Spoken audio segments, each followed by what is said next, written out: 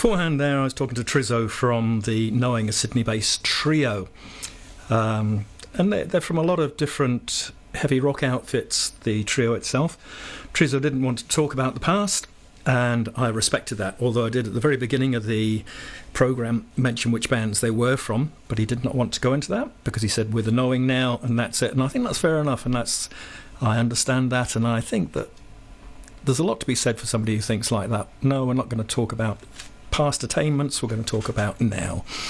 I also felt very much, and I said to him just off air, that the way he was talking was almost like the rebirth of hippiedom. The original hippie, that is. I well remember the death of hippie. Shame. All right, but we've all moved on, we've all aged. Hopefully people like that, who talk about their music as an art and what it's worth, and it's not worth the same as somebody else's, and somebody else isn't worth the same as theirs, etc., etc. You pay what you want. Be good to have a cooperative and see what came of it. Congratulations on your 2 releases to date. Just tell us a bit about your band, Trizo. Hi, Tony. How are you, mate? Thanks for having me. That's all right. Yeah, new band called The Knowing. We've just released 2 new singles, actually.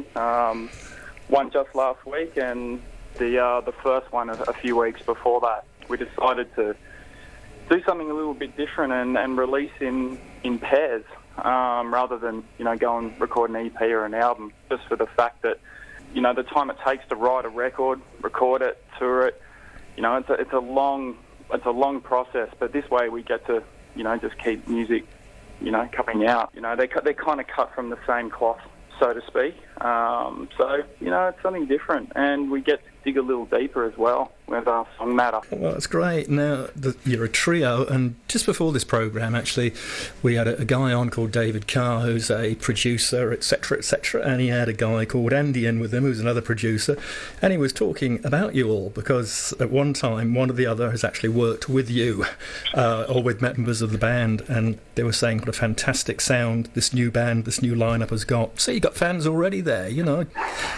and producers saying that, from something they haven't produced as well. I mean, that's a real plus there.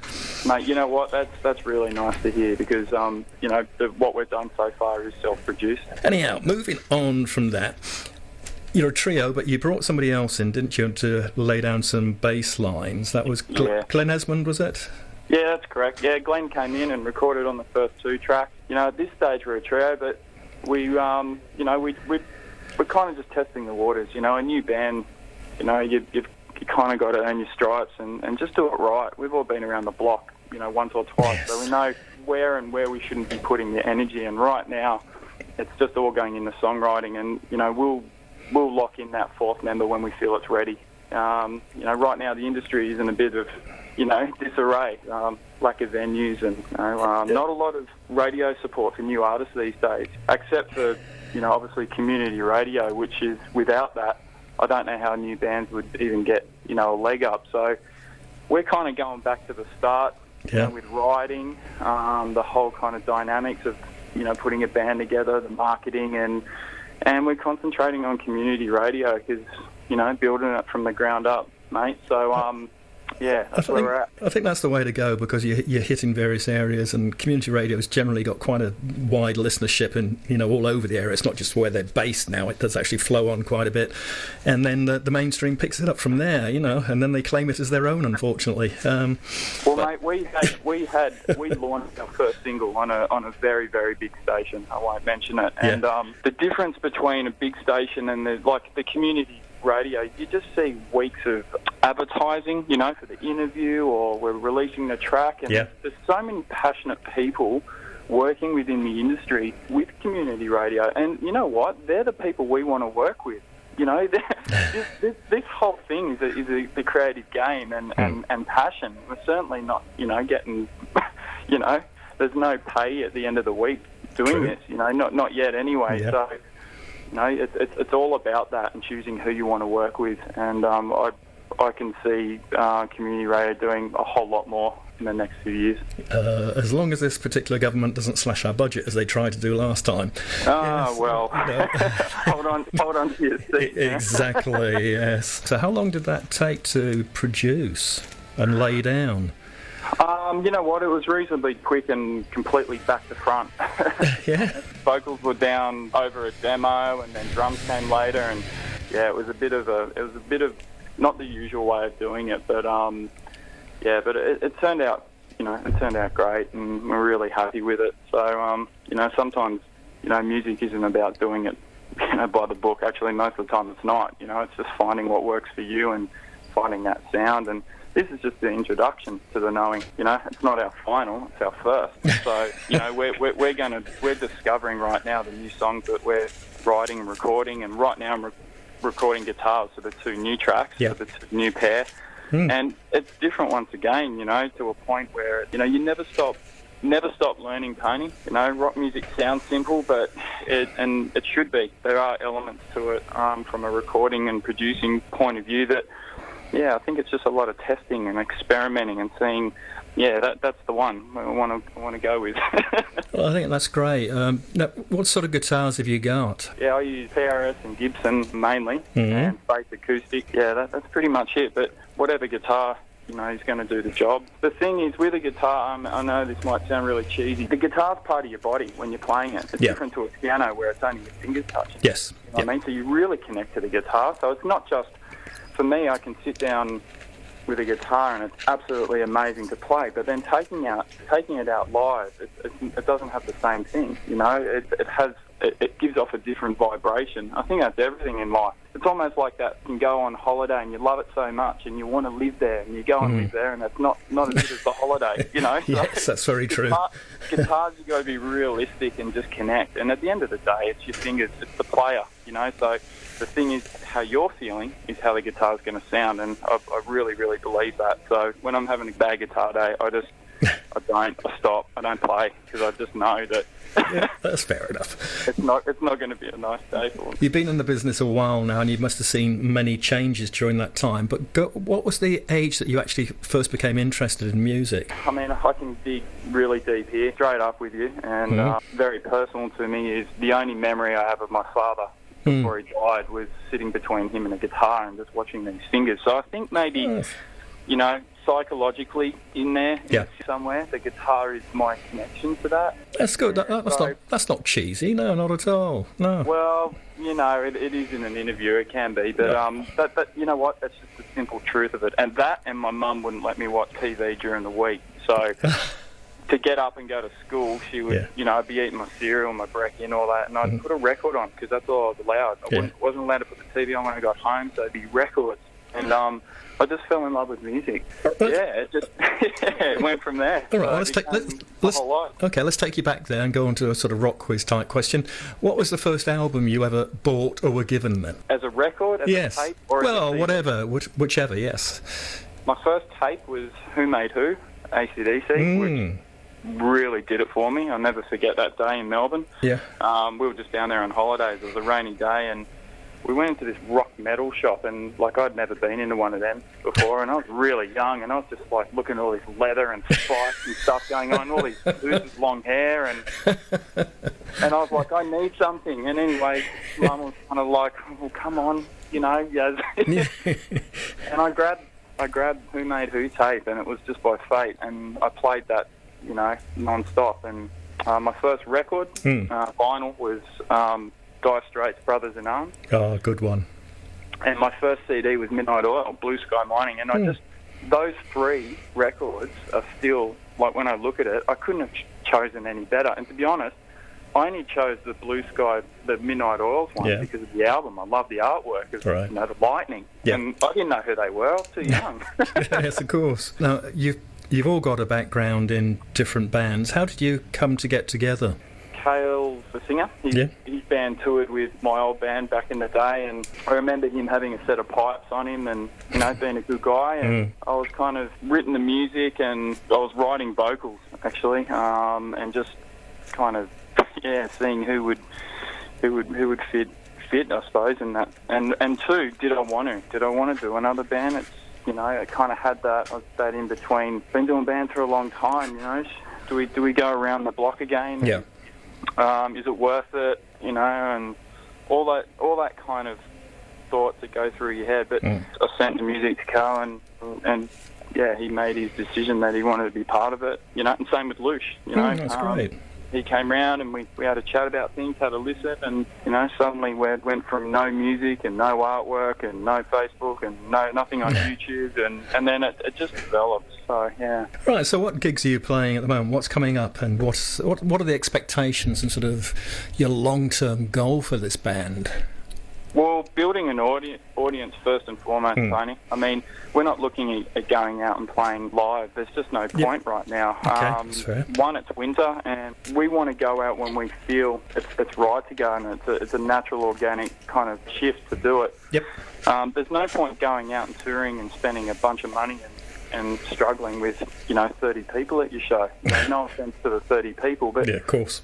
We've been around the block a few times. We want to go out to, you know, a fan base. So that's what we're doing right now, is we're creating a genuine fan base as opposed to, you know, just our family and next door neighbours and all, you know what I mean? It's a genuine people are coming on board, liking the music. Yeah. And that just takes time. So, you know what, we'll go out, obviously, over the summer. Yes. But as for what tours and with who and how many and all that kind of stuff, it's the furthest thing from our mind. All we want to do now is just produce really good music, write, you know, great songs, get it out, and we'll cross that bridge when it warms up a bit. But I'm quite happy staying at home and in front of the heater right now. I think that's a very sensible outlook. I was talking to a band recently. I mean, I've talked to several who've had possible campaigns to raise funds, and one of these bands just didn't have the material to put to air for their possible campaign. So, of course, they got no money and no recognition. And then they sort of sat back and thought, well, no, come on, we've got to start writing. We've got to get our act together. We've got to get our brand together. And then we can go out and do things. So that's basically what... Yeah, we lose track of that, though. We lose track of the priorities and perspectives, and you know, I've been guilty of it in lots of bands. So, but you know, this is good. That's what I love about the Knowing. It's very mature and it's very grounded. Actually, it's extremely grounded. Yeah, I don't think there's no kind of none of that BS.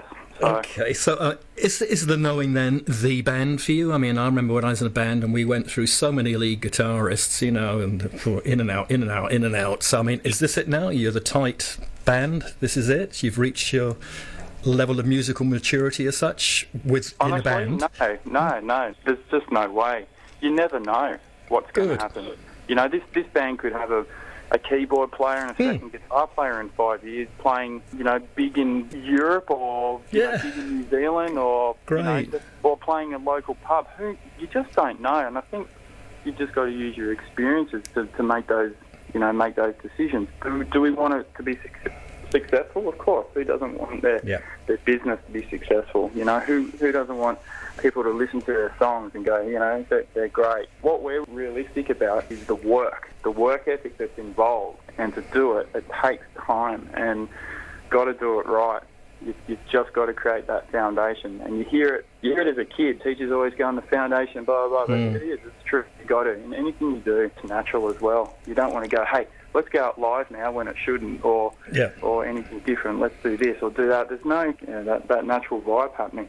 I think that's a great attitude. I really do. Because, yes, you're not saying, right, we've got a product, here it is, take it.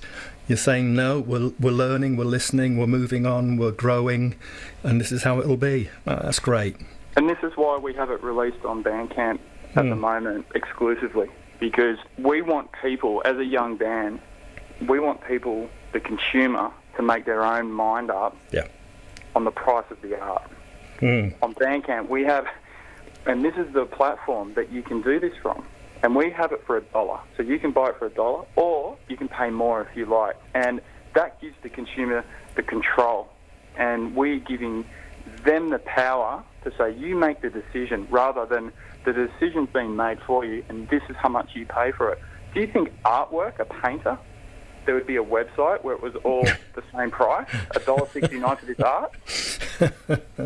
You make a very salutary point there. That is excellent. Yes, because we are talking about an art, and that's right. Yes, and you got to remember though, when someone paints that picture or the painting, there's that one, it's the original, and then there's duplicates of it. Well, in our industry, there's duplicates the first day. They're everywhere, and it's got to be managed a little bit differently. So we just want to, like I said, we want to test ourselves. We want to do things different. Some things we're going to discover work or don't work for us, but at least we can say we've tried and we've done it in a way that is best for us and also best for the industry and the consumer. You're talking about morality and ethics here, which doesn't go with the industry as it has been. So I mean, good on you for pushing that forward. That's very brave of you, I think. Yeah, well, I mean, it's tough because you lose a lot of sales because everyone's got their smartphones and it's easy to just go boop, yes. And you remember a lot of kids don't have credit cards, so they get vouchers. So yeah, we are, but at the same time, if you really want something, you'll go get it. Yeah, you will. You will go and get it, and we all did it as kids. Going to get that, that record that's coming out, and it was a beautiful feeling to feel that as a kid. Wow, I've got this record. I went and got it, and now it's just different, and we live in a different world. It's all business, it's all money related, and it's all about flavour of the month. And what happens to that flavour of the month? It just kind of just disappears, and that we need to take it back to what it is. You're talking a lot of sense to me, and I hope the people out there listening are also understanding this. How are the sales going, by the way? Do you know so far? Yeah, get an email to me. To be honest with you, mate, I'm not interested in the sales. I'm interested in the quality of the reaction to the sale. So the people that are writing in going, really good songs, that kind of thing. To me, that's the sale. That's great. Because to try and cover the cost of what it costs to record these days, you can't look at the dollar value because it's not even going to get close. A band won't break even for the first couple of years. So you're better off just not ever looking at the money side of things because it's not going to come through.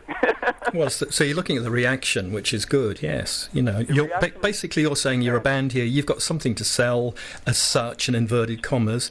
If you like it, please take it at the value you think it's worth. Not so much. We've got something to sell. We've got something to say. All right, to say. Okay. Yes, I'll take that point. Yeah. Okay. Yeah. And if you wish to support us, that's right. And yeah, you can pay $1, which is, you can't even buy a bowl of water for that. Or, you can pay more if you feel it's worth it to you.